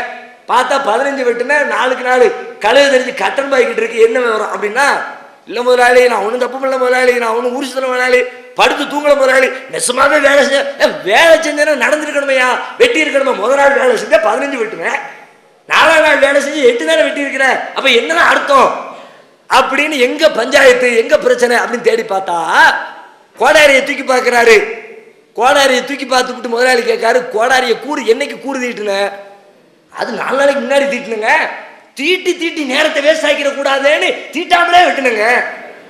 ஆனா பாய் பேர் ஒரு 1/2 மணி நேரம் தீட்டினருக்கு நேரத்தை ஒதுக்கியிருந்தா இதை விட சூப்பரா நீ வெட்டி முடிச்சிருக்கலாமப்பா. அப்ப எது விரயம், எது அவசியம், எது முதலீடுன்னு தெரியும். ஒரு நெல்லை கொண்டு போய் பூமியை தோண்டி உள்ளத்துக்கு போட்டு போச்சு வச்சோம்னா இல்லாம ஆக்கிட்டேன்னு அர்த்தமா? அது முதலீடு. 4 நாளைக்கு பிறகு அது நெல் பன்மடங்கா பெருகி வரும். அது மாதிரி மசூராவுக்காக வேண்டி நாம ஒதுக்குகிற நேரம் என்பது விரயம் இல்லை, அது அவசியமானது, அது முதலீடு. அந்த முதலீட்டை கரெக்டா செஞ்சா அதனால் கிடைக்கக்கூடிய பெனிஃபிட் இருக்குது, லாபம் இருக்குது, கனகச்சிதமாக நம்முடைய நன்மைகளை பெற்றுக் கொள்வதற்கு அது ஒரு வாய்ப்பை ஏற்படுத்தும். Point number 5. அடுத்து கவனிக்க வேண்டிய மேட்ரு, மசோரால எப்படி நடத்தணும், அதுதான் முக்கியமாக கவனிக்கணும். மசோராக்கெல்லாம் கூப்பிட்டுருவாங்க, கூப்பிட்டு உட்காந்து பொறிகடலையை கொண்டா, வேர்க்கடலையை கொண்டா, கடல் மிட்டாயை கொண்டா, நீ அப்பளத்தானப்ப 2 கடல மிட்டாய் எடுத்து இங்க ஒன்று கொடுப்பா. இந்த பஞ்சாயத்திலேயே டீ ஆர்டர் பண்ணிட்டியா, மதிய சாப்பாட்டுக்கு பிரியாணியா, சிக்கனா, மட்டனா, இதுலேயே கால நேரத்தை ஓட்டி 2 மணி நேரத்தை காலி பண்ணிடக்கூடாது. மசோரான எப்படி அந்த ஒழுங்குகளை கடைபிடிச்சோம்னா அதனால் கிடைக்கிற பயன்களை நம்ம சரியா பெற்றுக்கொள்ள முடியும். முதல்ல மசோராவுக்கு ஒழுங்குல ஃபர்ஸ்ட் அம்சம் என்னன்னா, அதை அறிவிப்பு செய்யும் பொழுது எதுக்காக வேண்டி இந்த ஆலோசனை கூட்டத்தை கூட்டுறோம்னு எல்லாருக்கும் தகவலை சொல்லிவிடும். எல்லாம் வாங்கப்பா, அவசரம் மேட்ரு, எல்லாம் வாங்கப்பா. பல பேர் போல கூப்பிடும், அவசர மேட்டர் தான் கூப்பிடலாம், பிரச்சனை இல்லை. சும்மா சாதாரணமா மாதாந்திர கூட்டம் கூடும்போது கூட எல்லாரும் வாங்க பேசிக்குவோம் அப்படின்ற வேண்டியது, இப்படி சொல்லக்கூடாது. மஷூராவுக்கு நிர்வாக கூட்டத்திற்கு நீங்கள் அழைப்பு விடுத்தால் அந்த அழைப்பு திட்டமிட்ட அடிப்படையில் இன்ன காரியத்தினால் இன்ன காரணத்திற்காக நாம அடுத்த மாசம் பொதுக்கூட்டம் நடத்த தீர்மானிச்சிருக்கிறோம். அந்த பொதுக்கூட்டம் சம்பந்தமாக முடிவெடுப்பதற்கு யாரை அழைப்பது, எத்தனை மணி வரை நிகழ்ச்சி நடத்துவது, எத்தனை பேச்சாளர்களை கூப்பிடுவது, எல்லா விஷயத்தையும் தீர்மானிக்கிறதுக்கு தான் கூப்பிடுறோம். வாங்க, எதை சொன்னாலும். அல்லது ஒரு இடம் வாங்க இருக்கிறோம், இந்த இடத்தை எவ்வளவு காசு கொடுத்து வாங்குறது, எவ்வளவு ஸ்கொயர் ஃபீட் வாங்குறது, அதுக்கு என்னென்ன முயற்சிகள் எடுக்கிறது, இதுக்காகத்தான் சொல்லிவிட்டு அஜெண்டாவை அழைப்புதலில் தெளிவாக குறிப்பிடணும். அழைப்புதலில் குறிப்பிடணும்னா அது இன்னும் லெட்டர்ல பிரிண்ட் பண்ணி கொடுக்குறது அது மட்டும் இல்லை, போன்ல சொன்னா போன்ல தகவலை சொன்னாலும் அதை குறிப்பிட்டு இதுக்காக வாங்கன்னு சொல்லணும். இது முதல் அம்சம். இது சொன்னா என்ன தெரியுமா, சொன்ன பிறகு அதை கேட்கிறவங்களுடைய வேலை என்னன்னா அவங்க அதுக்கு தகுந்த மாதிரி தங்களை தயார்படுத்திட்டு வரணும். ஏன்னா ஒரு விஷயம் சம்பந்தமா பேசுறதா இருந்தா திடீர்னு வந்து பேசுறது முடியாது. முதல்ல அது சம்பந்தமான தகவல்களை கேதர் பண்ணிட்டு இதுல என்னென்ன பிரச்சனை எல்லாம் இருக்கு எல்லாரும் சிந்திக்கணும். அது சம்பந்தமான எல்லா தகவல்களையும் சேகரித்து கொண்டு வந்து நீங்க உட்கார்ந்தாதான் மசோரா முழுமை பெறும். ஆனா நாம் பார்த்த வரைக்கும் 99.99999 எத்தனை 9 போடணுமோ போட்டுங்க. லாஸ்ட்ல ஏதாவது ஒரு பேருக்கு நாங்க பண்றோம்னு யாரும் சொல்லிக்க கூடாது. அதுக்காண்டி ஒரு பாயிண்ட் ஒண்ணு மிச்சம் வச்சுக்கோங்க. யாருமே இப்படி தகவல்களை முறையாக சேகரித்து கொண்டு வந்து மசோரா செய்வது கிடையாது. இப்ப நம்ம சொல்ற செய்திகள் இருக்கிற இது ஏதோ நகைச்சுவைக்கோ ஒருத்தர் குறை சொல்லிக் கொள்வதற்கோ உண்டான மெசேஜ் இல்லை. இதை ஒன்னே கவனிச்சோம்னா முஸ்லீம்னா ஒன்னொன்னே கவனிக்கிறவனா இருக்கும், ஒவ்வொன்றையும் பெர்ஃபெக்டா இருக்கும். அதை விட பெரிய மேட்டர் என்னன்னா ரசூலுல்லாஹ் வந்து நிர்வாகத்தை பத்தி சொல்லும் பொழுது குல்லுக்கும் ராயும், ஒவ்வொருத்தனுக்கும் பொறுப்பு இருக்குன்னா பொறுப்பாளர் ஒவ்வொரு விஷயத்திலையும் பெர்ஃபெக்ட். எந்த அளவுக்குன்னா ரசூலுல்லாஹ் சொல்றாங்க யுமியத்துல் அதா அனிதரீகி சதகா, தெருவில் போய்கிட்டு இருக்கும்போது வழியில் கிடக்கிற இடையூறு தரக்கூடிய விஷயத்தை அகற்றிட்டு போனா அதுவும் ஒரு இஸ்லாமியனுக்கான பண்புங்கிறாங்கல்ல. என்ன அர்த்தம், அவன் இப்போ ரோட்ல போறவன் அதையும் கவனிக்கணும். ரோட்ல போகும்போது அதை கூட கவனிச்சு அதுல கூட விழிப்புணர்ச்சியா இருக்கணும். ஒவ்வொரு மேட்டிலையும் விழிப்புணர்ச்சி அவசியம். அதைத்தான் இதன் மூலமா ரசூலுல்லாஹ் நமக்கு காட்டி தர்றாங்க. இப்ப நம்ம கவனிக்க வேண்டிய மேட்ரு ஃபர்ஸ்ட், ரெண்டாவது அஜெண்டாவை தெளிவுபடுத்தணும், அந்த அஜெண்டாவுக்கு தேவையான தகவல்களை சேகரித்து வரணும். மூணாவது அதை வழிநடத்துறவர் இருக்கிறாங்க, அவருக்கு கூடுதல் பொறுப்பு உண்டு. யார் தலைவராக இருந்து அந்த அஜெண்டாவை அறிவிச்சு அதுக்காக வேண்டி மக்களை அழைக்கிறாரோ அவருக்கு கூடுதல் பொறுப்பு என்னன்னு கேட்டா மற்றவங்க எடுத்துட்டு வரத்தான் வேணும், வர்றாங்க வரல, இவர் கம்பல்சரி எந்த அஜெண்டாவை கையில கொண்டு வந்திருக்கிறாரோ அது குறித்த பூரண அறிவு இல்லாமல் வந்து உட்காரவே கூடாது. அப்படி இல்லாட்டி நீங்க கூட்டாது வேஸ்ட். நீங்க கூடி உட்கார்ந்து பேசி டீயை குடிச்சு 10 ரூபாய் காலி பண்ணதோடு மிச்சமே தவிர அதனால் எந்த புண்ணியமும் கிடையாது. தலைவர் போஸ்ட்ல உட்கார்ந்து மக்களை கூட்டுறியா, எந்த மேட்டருக்கு கூட்டுறியோ ஃபுல் அப்டேட் இருக்கும். வெள்ளை அடிக்கணும் ஒரு பிரச்சனை, அலுவலகத்துக்கு வெள்ளை அடிக்கணும், உட்கார்ந்து யோசிக்கணும். வெள்ளை அடிக்கிற பிரச்சனையை பேசுவோம் வாங்கன்னு கூப்பிடுறதுக்கு முன்னாடி தலைவர் என்ன பண்ணணும், வெள்ளை அடிக்கிற சம்பந்தமா என்னென்ன பிரச்சனை இருக்கு, சபையில இதை பேசும்போது என்னென்ன கேள்வி வரும், அந்த கேள்விக்கு நாம எப்படி நம்ம தயாரித்துக் கொள்வது, எல்லா இன்ஃபர்மேஷன் முதல்ல கேதர் பண்ணணும். வெள்ளை அடிக்கிறதுன்னு சும்மா எடுத்துட முடியுமா, வெள்ளை அடிக்கிறதுனா சாமான எல்லாம் எங்க வைக்கிறது அது ஒரு கேள்வி வரும். எத்தனாம் தேதி வெள்ளை அடிக்கிறது அது ஒரு கேள்வி வரும். அந்த தேதியை தேர்ந்தெடுக்கிறதுல ஏதாவது நிகழ்ச்சி இருக்குதா, நோம்பு மாசமா இருந்தா அந்த நேரத்தில் போய் வெள்ளை அடிக்கிறேன்னு சொல்லி மக்கள் வரக்கூடிய மக்களை சிரமப்படுத்திடக்கூடாது, என்னைக்கு வெள்ளை அடிக்கலாம் அதை தெரிஞ்சு வச்சிருக்கணும், எந்த குவாலிட்டியில வெள்ளை அடிக்கிறது அது தெரிஞ்சு வச்சிருக்கணும், இதுக்காக வேண்டி எவ்வளவு பணம் செலவழிக்கலாம் அது தெரிஞ்சு வச்சிருக்கணும். அதுக்கு முன்னாடி ஒருத்தரை கூப்பிட்டு எப்ப இது எவ்வளவு ஆகும், 2000 ரூபாய் ஆகுமா, இந்த குவாலிட்டியில் அடிச்சா எத்தனை, இது இந்த பெயிண்ட் அடிச்சோம்னா எத்தனை வருஷத்துக்கு நிற்கும், அது எல்லாத்தையும் தொகுத்து வச்சிருக்கணும். எல்லாத்தையும் ரெடி பண்ணி வச்சுக்கிட்டு எல்லா கருத்துக்களையும் மோத விட்டு அதுல இறக்கூடிய ஒவ்வொரு கேள்விக்கும் எனக்கு திடீர்னு இப்படி கொண்டு வந்துட்டிய, அது வெள்ளை அடிக்கிறேன் 20,000 30 ரூபா நம்ம பில்டிங் அப்படிமா, அதெல்லாம் ஒண்ணும் இல்லப்பா 5000 ரூபாய் ஆகும், நான் கேட்டுவிட்டேன் பதில் சொல்ல ரெடியா இருக்கணும். அல்லது என்ன ஆகும் அப்படின்னு சொல்ல 20,000 எவ்வளோ ஒருத்தர் கிளப்பி விட்டுருவான், 25 30 25 ஆகும், அப்பம் சரி வராமல் இருக்குப்பா, கூட்டத்தை ரத்து பண்ணி விடுவான். 2 நாள் கழிச்சு அடுத்த போய் கேட்டாலும் தெரியும் 5000 ரூபாய் அடிச்சு விடுறாங்க, இது ஒரு பெரிய மேட்டராமா. கூறுகிட்ட அவன் பேச்சை கேட்டுவிட்டு நமக்கு கூட்டத்தை கேன்சல் பண்ணி விட்டுமே. பின்னாடி யோசிப்பதை விட முதலிலேயே தலைவருக்கு பொறுப்பு இது. வழி நடத்துறவர் இந்த இன்ஃபர்மேஷனை அது தகவலை தெரிந்து வைத்துக் கொண்டுதான் வரணும். இதுக்கு மட்டும் இல்லை, இது நான் மசூராவுக்கு சொன்னாலும் கூட எல்லா விஷயத்துக்கும் இது பொருந்தும். ஒரு நிர்வாகியா இருக்கிறவர் எல்லா விஷயத்தையும் அப்டேட்டா வச்சிருக்கணும், அவருக்கான கடமையும் கூட. ஏன் ரசூலுல்லாஹ்வுடைய பாலிசி எப்படி பாருங்க, சின்ன சின்ன மேட்டரெல்லாம் அப்படி கேட்டு கேட்டு கேட்டு உள்வாங்கி வச்சுக்குவாங்க.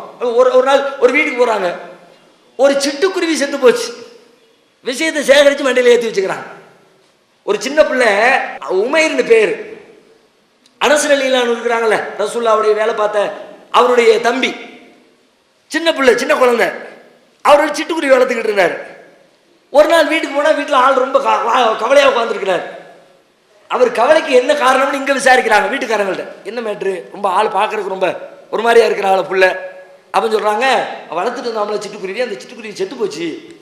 அந்த மேட்டரை கேதர் பண்ணிட்டு அவன்கிட்ட போய் அடுத்து, யா அப்பா உமேர் மாஃபாலன் நுகை, உமேர் என்னப்பாச்சு, சிட்டுக்குருவி என்னப்பாச்சு, என்ன பிரச்சனை? சிட்டுக்குருவி செத்ததையெல்லாம் ஒரு தலைவர் தெரிஞ்சு வச்சுக்கணும் மேட்ரா, தெரிஞ்சுக்கணும். தலைவராக இருக்க ஆசைப்பட்டா, நிர்வாகியாக இருக்க ஆசைப்பட்டா, நல்ல செயலாளர் நிர்வாகியாக இருக்கலாம். நீங்க உங்களுக்கு செயலாளர் தான் போடுவாங்க, பொருளாளர் தான் போடுவாங்க, துணை செயலாளர் தான் போடுவாங்க. ஆனால் உங்கள் பொறுப்பை திறம்பட எல்லா விஷயங்களையும் சரியாக கையாண்ட நிர்வாகி என்று நீங்கள் இருக்க விரும்பினால், கண்டது கழியது கிடைக்கிறதையெல்லாம் சேர்த்து உள்ள போட்டா தான் முடியும். எல்லா விஷயங்களையும் சேகரிக்கணும். எதை பத்தி கேட்டாலும் பதில் சொல்லக்கூடிய இன்னைக்கு லெவலுக்கு இந்த ஜமாத்துடைய கொள்கைகள் இவ்வளவு வீரியமாக மக்கள் மத்தியில் கொண்டு போய் சேர்க்கிறதுக்கு அல்லாஹ் பிஜேயுடைய மூளையைத்தான முக்கிய காரணமாக்கணும். வேற யாரு அதுக்கு போய் சொந்தம் கொண்டாடுறமோ இல்லையோ, யாருக்கு என்ன பொறுப்பில் இருக்கிறதோ இல்லையோ, இவருடைய மூளைக்கு மிக முக்கிய பங்கு உண்டா இல்லையா? இந்த மூளைக்கான ரிசல்ட் என்ன? மனுஷன் என்னத்தை கேட்டாலும் சொல்லிவிடுறாரையா அப்படிங்கிறான்ல. எதை பத்தி கேட்ட செயற்குழுல மெட்ராஸ்ல ஒரு செயற்குழு நடத்தணும்ல ஜூலை 4 மாநாட்டுக்காக. அப்ப இந்த டவர் பத்தி பிரச்சனை வந்துச்சு, செல்போன் டவர் வைக்கிறது. அரை மணி நேரம் ஜிஎஸ்எம்னா என்ன, ஏடிஎஸ்எம்னா என்னன்னு செல்போன் உள்ளுக்குள்ள எல்லாத்தையும் அத்து மேஞ்சி பேசினாரு. திடீர்னு ஒரு கேள்வி வருது, அது இப்ப ப்ரிப்பேர் பண்ணிட்டு வந்த செய்தின்னு சொல்ல முடியாது. ஏன்னா அவர் ஒரு உரைக்காக தயாரித்து வந்தால் ஏற்கனவே படிச்சு வந்திருக்கான்னு சொல்லலாம். எதேச்சும் ஒருத்தர் கேள்வி கேட்கிறாரு. அப்ப அவர் என்ன பண்ணியிருக்கிறாரு, நாம இப்ப போனா இப்ப இப்படி ஒரு கேள்வி வரும். ஏற்கனவே தஞ்சை வெள்ளத்துல டவர் கிடைக்காத பிரச்சனை இருந்துச்சு, டவரை பத்தி ஒருத்தர் கிளப்புவான், அதுக்கு முன்னாடி நம்ம அப்டேட் ஆகிக்குவோம், அப்டேட் ஆகித்தான வரணுமா இல்லையா? அதான் மேட்ரு. என்னென்ன கேள்வி வரும், ஒரு இடத்துக்கு ஒரு பஞ்சாயத்துக்கு அனுப்புறான்னு சும்மா அனுப்ப மாட்டார். கீழக்கரைக்கு ட்ரஸ்ட்டை கலைக்கிற அந்த பஞ்சாயத்துக்கு என்ன தான் அனுப்பி விட்டாங்க. கீழக்கரையில் ஒரு ட்ரஸ்ட் இருந்துச்சுல, அப்ப அனுப்பும்போது அங்க போனா என்னென்ன கேள்விகள் வரும், முதல்ல கேள்வி தான் கொடுக்குறாரு. போய் என்ன பேசணும்னு சொல்வாருன்னு பார்த்தா இன்னும் கேட்பான், அண்ணன் கேட்பான், அண்ணன் கேட்பான், கேட்கிற பூரா லிஸ்ட் போடுறாரு. இவ்வளவு கேள்வி வருமா, இந்த கேள்விக்கு நீங்க தயார் பண்ணிக்கங்க. என்னத்தை தயார் பண்ணி நீங்க தான் சொல்லுங்க. அதுக்கப்புறம் கேள்வி குறி பதில் பூரா சொல்லி திரும்ப கொண்டு போய் அங்க போய் சப்மிட் பண்ணிட்டு வந்தோம். அப்போ ஒரு ஒரு லெவல்ல இருக்கிறவர் அதற்கு தகுந்தாறு போன்று தகவல்களை சேகரித்து வைத்துக் கொண்டால் நல்ல நிர்வாகத்தை கொண்டு செலுத்த முடியும். ஒரு தடவை ரசூலுல்லாஹ் வந்து கேட்கிறாங்க ஒரு பெண்மணி, அல்லாஹ்வுடைய தூதரே, என்ன இந்த அபூ சுஃபியானுடைய மகன் முஆவியா அவர் என்ன கல்யாணம் முடிச்சுக்கிறேன்னு பெண் கேட்கிறாரு. அந்த பக்கம் பார்த்தா அபூ ஜஹமும் பொண்ணு கேட்கிறாரு, நான் யாரை கல்யாணம் பண்ணிக்கிறது? யாரோ 2 பேரை பத்தி ரெண்டு தனி நபரை பத்தி கேட்கிறாங்க. அப்ப ரசூலுல்லாஹ் சொல்றாங்க, நம்ம இந்த முஆவியா சொன்னீங்க, அந்த ஆள் ரொம்ப கோவக்காரர், அவர் சாட்டை எடுத்தார கீழே வைக்க மாட்டார், அரை வெளுத்துருவார். அபூ ஜஹம் சொன்னீங்க, அந்த ஆளு கையை விரிக்க மாட்டார், கையில இருந்து 5 பைசா நவுட் செய்ய மாட்டார், ரொம்ப கஷ்டம், கஞ்ச பிசினாரி மாதிரி. ஆகையினால நீ இந்த ரெண்டையும் விட்டுவிட்டு நான் வேற ஒரு ஆளை கை காட்டுறேன், அவரை நீ கல்யாணம் பண்ணிக்க, உசாமாவை நீ கல்யாணம் பண்ணிக்க. இதை விட சிறந்த 3வது ஆப்ஷன் இருக்கு, அந்த ஆப்ஷனையும் சொல்லி 2 பேரை பத்தி 2 தனிநபரை பத்தி கேட்கிறாங்க. இவருடைய பண்பையும் தெரிஞ்சு அவருடைய பண்பையும் தெரிஞ்சு இந்த 2ஐ விட 3வது சிறப்பாக இருக்கிற 3வது நபரின் பண்பையும் தெரிந்து கேட்கிறவரின் கேள்விக்கு கேட்ட மாத்திரத்தில் ரசூலுல்லாஹ் பதில் சொன்னாங்கன்னா இதுல நமக்கு முன்மாதிரி இருக்கா இல்லையா? எல்லா மனுஷனுக்கும் முன்மாதிரி இருக்குது, குறிப்பா நிர்வாகிக்கு கூடுதல் முன்மாதிரி இருக்கா இல்லையா? இதை நாம கையில் எடுத்தோம்னா எப்படி எப்படி இருக்கும்னு நினைச்சு பாருங்க. எதற்காக வேண்டி நம்ம அணுகிறவங்க ஈஸியா அணுக வரணும், இவன்கிட்ட போய் கேட்டால் விவரத்தை தெரிஞ்சுக்கலாம்னு வரணும். அவன்கிட்ட போய் கூறிட்டு அவனுக்கு போய் பேசுறதுக்கு நீ சும்மா இருந்தணும். சில பேர்கிட்ட விவரம் கேட்க போனா என்ன இளவு தெரியும் அவனுக்கு கேட்க போற, பேசாம உட்காரு, உனக்கு தெரிஞ்சது கூட அவனுக்கு தெரியாது அப்படின்னு உட்கார வச்சுக்கிட்டா உங்களை அணுகுவாங்களா மக்கள்? நீங்க நிர்வாகம் பண்ண முடியுமா? அப்ப இந்த நிர்வாக செட்டப்புக்கு தகவல்களை சேகரிக்கணும். குறிப்பா மசோராவை வழிநடத்தக்கூடிய தலைமை பொறுப்பில் இருக்கிறவர் அந்த மசோராவில் வைக்கப்படுகிற அந்த அஜெண்டா குறித்த அத்தனை தகவல்களையும் முழுமையாக தெரிந்து கொண்டு அதிலே எழக்கூடிய எல்லா கேள்விகளுக்கும் பதிலளிக்கிற விதத்தில் தன்னை தயார்படுத்திக் கொண்டு அவர் வர வேண்டும். 4வது பாயிண்ட், குறித்த நேரத்தில், நேரம் பஞ்சுவாலிட்டி, நேரத்தில் துவங்குவது. இப்ப நம்முடைய நேர மேனேஜ்மெண்ட் எப்படி இருக்குது அப்படின்னா, 8 மணி சொல்லியிருக்காங்க. 8 மணி எப்படி 9, 9:30, 10 ஆகத்தானே செய்யும். சாதாரணம் 8 மணி அப்படின்னா 10 மணி ஆகத்தானே செய்யும். இது ரொம்ப கேவலத்திலையும் கேவலம். ஏன்னு கேட்டா டைம் மேனேஜ்மெண்ட்டை பத்தி உலகத்துல வேற யாருக்கும் சொல்லித்தரப்படாத அளவுக்கு முஸ்லீம்களுக்கு தான் சொல்லித்தரப்பட்டிருக்கிறது. வேற யாரும் வீணடிக்காத அளவுக்கு நாம தான் அதை வீணடித்து கொண்டிருக்கோம்.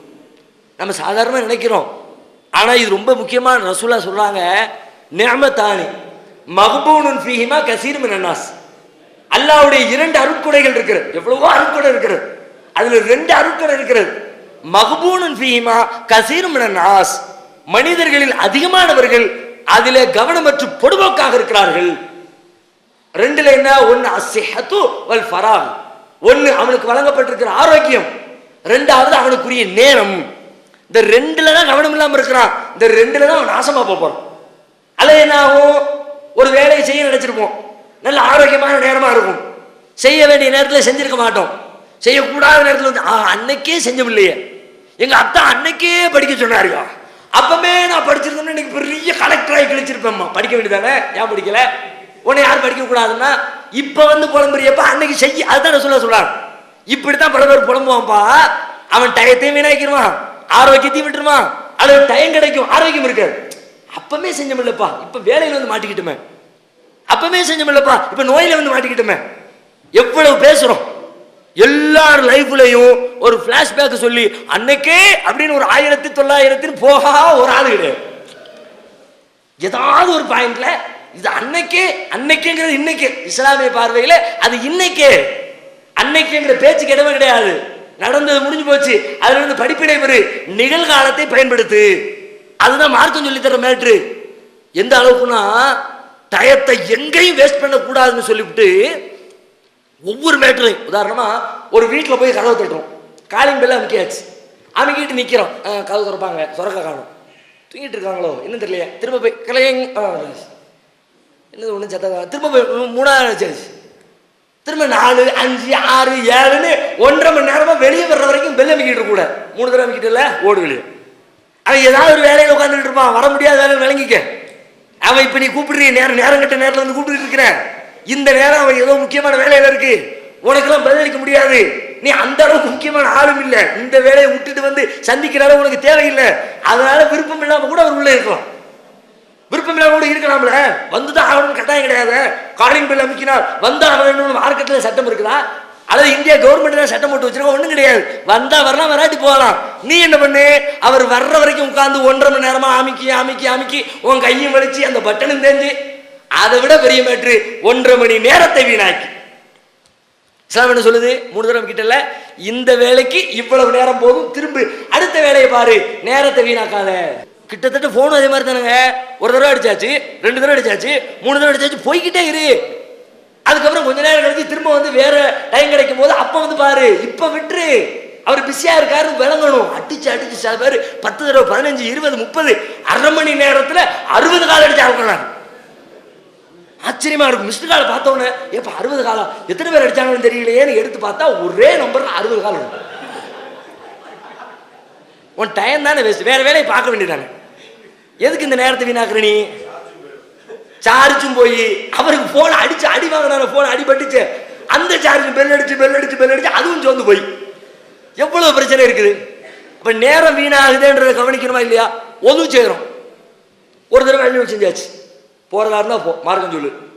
முகத்தை கழுவுறோம், அள்ளி தண்ணீர் முகத்தை கழுவியாச்சு, கழுவிட்டியா? ஒரு தடவை கழுவிட்டியா? போ. இல்லை இன்னும் கொஞ்சம் கழுவு நினைக்கிறேன், கழுவுனா கழுவிக்க, 2வது கழுவிக்க போ. இல்லை இன்னும் கொஞ்சம் கழுவுனா தான் திருப்பி 3வது கழுவிக்க போ. 4வது கையை வச்சா கையை தரிச்சிருவேன். தேவையில் பார்த்தா அத்தா ரசூலுல்லாஹ் சொல்றாங்க, வரம்பு மீறி விட்டான். 3 தடவைக்கு மேல எவன் ஒது செய்யறதுக்கு பயன்படுத்துறாலும் அவன் வரம்பு மீறிட்டான். என்னத்தை மீறிட்டாரு? ஒரு ஆத்தங்கரையில் உட்கார்ந்து இருக்கிறாரு, 3 தடவையில 30 தடவை அள்ளி ஊத்தட்டுமே, என்ன வேஸ்டா போச்சு? தண்ணியா வேஸ்டா போச்சு? நேரத்தை தவிர வேற எதுவுமே வேஸ்டா போகல. அப்ப அதைத்தான் மார்க்கம் கவனிக்கு. ஏன்டா தேவையில்லாம நேரத்தை வேஸ்ட் பண்ற? டைம் வீணா. எந்த மேட்டரை பார்த்தாலும் டைம் தான் இஸ்லாத்துல. தொழுகை கிட்டையும், நோன்பு கிட்டையும், ஹஜ்ஜு கிட்டையும், எதை எடுத்தாலும் டைம் போட்டு இன்னும் சொல்ல போனா இந்த டயத்தை நாசமாக்கி தான் கடைசி நேரத்தில் சாகர நேரத்தில் சங்கராமான அப்படி சொல்லுவாங்களே, அதே மாதிரி புலம்புறவன் என்ன புலம்புவானா, யாரெல்லாம் கொஞ்சம் டைம் கொடு, யாரெல்லாம் கொஞ்சம் டைம் கொடு. டயத்தை தான் கேட்பான். அதான் அல்லாஹ் சொல்லிவிட்டா. அப்ப வந்து டைம் கேட்கறதுக்கு இப்பவுமே டைம் கொடுத்துருக்கிறோம்ல, எடுத்துக்கங்க. லவ்லா அஹ்ர்தனீலா அஜலின் கரீப், கொஞ்சம் டைம் கொடுங்களேன். மரண நேரத்திலே கெஞ்சுவார்கள். ஃபஅஸ்ஸதக வஅகும் மினஸ் சாலிஹீன், நான் தர்மம் செய்து நல்லறங்கள் செய்து நல்லவனாக வந்து விடுகிறேன், கொஞ்சம் டைம் கொடுங்களேன். அல்லாஹ் கேட்பான், மறுமையில போய் கேட்பானா, டைம் கூட அல்லாஹ். நீ சொல்லுகிற வாய் வார்த்தை இது, இதையெல்லாம் ஏத்துக்க முடியாது. டைம் எவ்வளவு நான் டைம் கொடுத்தேன், நீ இப்ப டைம் கேட்கிறியப்பா, உனக்கு நான் டைம் கொடுத்தனே, எவ்வளவு டைம் கொடுத்தேன் தெரியுமா? நீ படிப்பினை பெறுகிற அளவிற்கு உனக்கு டயத்தை கொடுத்தனே, அந்த டயத்தை எல்லாம் வீணாக்கி விட்டு திரும்ப வந்து டைம் கேட்கிறியே, அல்லாஹ் சொல்வான். பயன் பெறுகிற படிப்பினை பெறுகிற அளவுக்கு டயத்தை கொடுத்தாச்சு, இனிமே டைம் கேட்டா உனக்கு டைம் கொடுக்கப்படாது. இப்ப இந்த இவ்வளவு திரும்ப திரும்ப எல்லா விஷயத்திலையும் டயத்தை கவனிச்சே சொல்லப்பட்ட மார்க்கத்துல நேரத்தால் டைமும் முடியுதான். அலட்சியப்படுத்தணும்னா என்ன ஆகுறது, கவனிக்கணுமா இல்லையா? இவ்வளவு முக்கியமான மேட்டர், அதுல நம்ம கவனிச்சோம்னா ஒவ்வொரு விஷயத்திலையும் பஞ்சுவாலிட்டி ஆகும். அடுத்தது, இந்த மஷூரா பண்ணும்போது ஒருத்தர் ஒரு கருத்து சொல்வார். மஷூராவுக்கு போகக்கூடிய யாரா இருந்தாலும் தலைவர் இது குறித்து முடிவெடுப்பதற்கு நான் ஆலோசனை சொல்ல வந்திருக்கிறேன். எல்லாரும் எப்படி வரணும்னா, இது குறித்து முடிவெடுக்க போற ஒரு தலைவர், தலைவருக்கு நல்ல ஆலோசனையை சொல்லி நல்ல கருத்துக்களை அவருடைய மனதில் பதிய வைக்கிறதுக்காக ஆலோசனை சொல்றதுக்காண்டி வந்திருக்கேன் நினைக்கிறோம். ஒவ்வொருத்தருமே நம்ம தான் முடிவு எடுக்க போறோம், நம்ம அதான் சண்டை. எல்லா இடத்துலையும் சண்டைக்கு என்ன காரணம் சொன்னார்ல, குணங்குடி அனுப்ப வந்து அறிவிச்சிட்டு போனதுக்கு என்ன காரணம்? எல்லாம் அவர் தலைவராக இருந்தார், அது ஒரு விஷயம், மக்கள் ஏத்துக்கல, அது ஒரு விதத்தில் ஒரு மாதிரியா இருந்தா கூட எல்லாரும் எப்படி வரணும்னா, அவர் முடிவெடுப்பதற்கு நான் ஆலோசனை சொல்ல வந்திருக்கிறேன். நான் முடிவெடுக்கிற ஆள் இல்லைன்னு தெரியும்.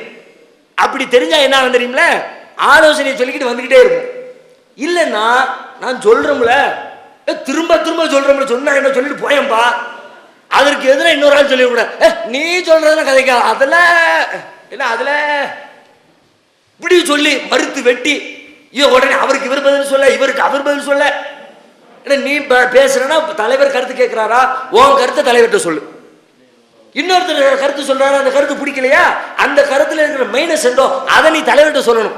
இதை கவனிக்காத காரணத்தினால் அவங்களுக்கு இடையில இந்த கருத்து சொல்ற மோதல்ல பஞ்சாயத்து ஏற்பட்டு, சரி விடுங்கப்பா, விடப்பா பேச்ச, இப்படியே அரை மணி நேரத்தை ஓட்டும். எல்லா இடத்துலையும் நடக்குதா இல்லையா? இல்லைன்னு சொல்ல முடியாது. ரெண்டு அப்படி சொல்றது யாருன்னா, கடந்த 2 நிர்வாக குழுவில் இல்லை அப்படிதான் சொல்ல முடியும். ஒட்டுமொத்தமா இல்லைன்னு சொல்ல முடியாது. போன கூட்டத்தில் இல்லப்பா அப்படிதான் சொல்ல முடியும். இருக்கத்தான் செய்கிறது எல்லா இடத்திலும். இதை கவனிங்க, ஆர்டர் போட்டணும். கருத்து சொல்ற எல்லாம் தலைவர்தான் சொல்லணும். நீ சொல்லிட்டு ஆய் பத்திக்கணும். அவருக்கு இன்னொரு ஆள் சொன்ன கருத்து தப்பா இருந்தா அதுல இருக்கிற மைனஸை மட்டும் எடுத்து சொல்லணும். அவர் பேசும்போது குறுக்க நுழைகிறது, அதை வெட்டி பேசுறது, 2 பேருக்கு இடையில மோட்டி வர்றது, இந்த பஞ்சாயத்துக்கு இடம் கொடுக்க கூடாது. அடுத்த பாயிண்ட், அடுத்தது என்ன அப்படின்னா, இது எல்லாத்துக்கும் பிறகு முடிவெடுக்கணும். முடிவெடுத்தல் இருக்கிற முடிவெடுத்தலை பொறுத்த வரைக்கும் தலைவராக இருக்கிறவர் கூடுதலாக கவனிச்சு எல்லா விஷயத்தையும் கேட்கணும், உள்ள ஏற்றணும். யார் யார் என்ன கருத்து சொன்னார்கள் எல்லாத்தையும் உள்வாங்கி கொண்டு அல்லது குறித்து வைத்துக் கொண்டு, 10 கருத்து வந்திருக்குதா 10ஐயும் தொகுக்கணும், 4 கருத்து வந்திருக்குதா 4ஐயும் தொகுக்கணும். முடிவு எடுக்கிற முறை என்னன்னா, இது தெரியாததுனால தான் சண்டை போட்டு பல பேர் போறாங்க. நான் சொன்ன ஏத்துக்கல ஏன் வருது தெரியுமா? இந்த முடிவெடுத்து அறிவிச்சவர் ஏத்துக்கிற மாதிரி அறிவிக்கல. சரி சரி அவரை சொன்னா நான் இதை சொல்றேன், 3ஆவதா 10 கருத்து இருந்தா தலைவர் 11ஆவதா ஒரு கருத்தை சொல்லி நேற்ற க்ளோஸ் பண்ணிடுவார். இப்படி வைக்க கூடாது. கருத்தை கேட்டு 4 கருத்து சொன்னீங்க, இதுல இன்னும் பிளஸ், இதுல இன்னும் மைனஸ், எதை எடுத்தாலும் மைனஸ் இல்லாம இருக்காது. குறைந்த மைனஸ் எங்க இருக்குதோ, குறைந்த பாதிப்பு எங்க இருக்குதோ, இதுல இந்த பாயிண்ட்ல குறைந்த பாதிப்பு இருக்கிறது. எனவே இந்த கருத்தை ஏற்றுக்கொள்கிறோம் என்று சொல்லி காரண காரியத்தோடு விளக்கி அங்க அந்த முடிவை எடுத்து சொல்லணும். அப்படி சொல்லலன்னு வச்சுக்குவோம், சம்பந்தப்பட்டவன் திருப்தி அடைய மாட்டான். 2வது வெளியில போய் தலைவர் மேல ஃபித்னா வரும். அந்த ஆள் என்னையா நம்மள மதிக்க மாட்டேங்கிறான், நம்ம பேச்ச கேட்க மாட்டேங்கிறான், அவன் மனசுல என்ன தேவை எடுத்துட்டு வந்து அதுதான் சட்டமாக்கணும்னு நினைக்கிறான். இது எல்லாம் அடிபட்டு போயிடும். தலைவர் மீது இருக்கிற அதிருப்தி எல்லாம் அகண்டு போவதற்கு என்ன வழின்னு கேட்டா, தொகுத்து அதை சொல்ல தெரிந்திருக்கணும். அதை சொல்ல தெரிஞ்ச நிர்வாகி எத்தனை பேர், சொல்ல தெரிஞ்ச ஆட்கள் எத்தனை பேர், கொஞ்சம் இது பண்ணி பாருங்க. சொல்ல தெரிகிறதுனா அந்த கருத்துக்களை தெளிவாக புரிய வைக்கக்கூடிய ஆற்றல் யாருக்கு இருக்குதோ அவரால் தான் சொல்ல முடியும். எத்தனை பேர் அதற்கு முயற்சி எடுத்திருக்கிறோம்? பேசுறதுங்கிறோம்ல, மேடை பேச்செல்லாம் சொல்றோமே, இந்த மேடை பேச்சுங்கிறது நிர்வாகத்தில் இருக்கிறவங்களுக்கு கம்பல்சரி அவசியம். ஏன்னா அவங்களால தான் ஒரு கருத்தை முறைப்படுத்தி வகைப்படுத்தி ஏற்றுக்கொள்கிற விதத்துல சரியான பக்குவத்துல கொண்டு வந்து கொடுக்க முடியும். நீ பேசுற பேச்சை பொறுத்து தான் அவன் அதை ஏத்துக்கிறதா இல்லையான்னு இருக்கு. பல பொதுக்குழுவில் நீங்க பார்த்திருப்பீங்க, எல்லாம் ஒரு மாதிரி போய்கிட்டு இருக்கு ரூட்டு, கூடும் கூடாது, கையை தூக்காதன். திடீர்னு ஆஜான் பாபா ஒருத்தர் வந்து நிற்பாரு, 10 நிமிஷம் டோட்டலா எல்லாம் அல்லாஹ் அக்பர். நடந்திருக்கா இல்லையா? எத்தனை பொதுக்குழுவில் சந்திச்சிருக்கிறோம். காரணம் என்ன? வசியம் பண்ணிட்டார் அப்படி நான் சொல்ல வரல. அந்த கருத்திலே இருக்கிற உண்மையை, யதார்த்தத்தை, தேவையை நாம் புரிகிற விதத்திலே நமக்கு புரிய வைத்தார். நாம ஓகே கையை தூக்கிட்டோம். ஒவ்வொருத்தரும் செய்யணுமா இல்லையா? இதுக்கு இந்த நாவை வன்மைங்கிற அவசியம். உலகத்துல பெரிய ஆராய்ச்சி பண்ணி சொல்றாங்க, உலகத்துல மிகச்சிறந்த தலைவர்கள் வந்து யாரா இருந்தாலும் எந்த தலைவரை எடுத்து பார்த்தாலும் அந்த தலைமைத்துவத்துல 2 அம்சங்கள் மிக முக்கியம். ஒன்று, அவர் தனது கருத்தை மக்களுக்கு புரிய வைக்கிற பேச்சாற்றலுடையவராக இருப்பார், அல்லது அதை எழுத்தின் மூலமாக தெரிவிக்கிற எழுத்தாற்றலுடையவராக இருப்பார், அல்லது இந்த இரண்டையும் சேர்த்தவர் பெற்றிருப்பார். இந்த இரண்டில் எதுவுமே இல்லாத எவருமே சிறந்த தலைவராக உலக வரலாற்றில் ஜொலித்தது கிடையாதுன்னு தலைவர்கள் ஆய்வு பண்ணி நமக்கு ரிப்போர்ட் தர்றாங்க. அப்ப நம்ம எல்லாருமே தலைவர் தானே. ஒவ்வொருத்தரும் ஒவ்வொரு மட்டத்துக்கு தலைவர். அது மாநில தலைவருக்கு தான், மாவட்டத்துக்கு கிடையாது அப்படி சொல்ல முடியாது. ஒவ்வொருத்தருக்கும் அந்த தலைமை பொறுப்புல இருக்கிற, நிர்வாக பொறுப்புல இருக்கிறதுனால அந்த கருத்தை பிறருக்கு புரிய வைக்கிற ஆற்றல் வேணும். அதுக்கு தான் வாங்கையா வாங்கையான்னு கூப்பாடு போட்டு அழைச்சாலும் எத்தனை பேர் நிர்வாகிகள் வந்தீங்க கை தூக்குங்க. இந்த பேச்சு பயிற்சிக்காக தம்மை தயார்படுத்திக் கொள்வதற்கு எத்தனை நிர்வாகி அதுக்காக வேண்டி தங்களை அர்ப்பணிச்சுக்க சொல்லுங்க, கை தூக்குங்க.